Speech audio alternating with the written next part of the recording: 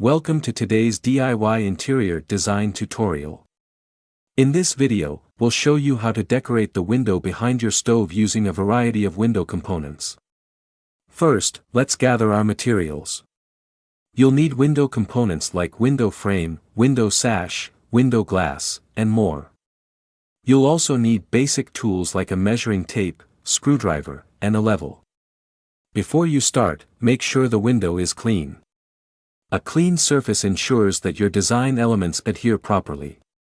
Let's begin with the window frame. You can give it a fresh coat of paint or stain to match your kitchen's color scheme. Now, let's add decorative window casing around the frame and window mullions to create a grid pattern on the glass. Enhance the look with a window sill and an elegant window apron beneath it. For added functionality, consider installing a window stool or shelf. It's perfect for placing herbs, spices, or small kitchen items. To complete the look, choose stylish window blinds or curtains that match your kitchen's decor.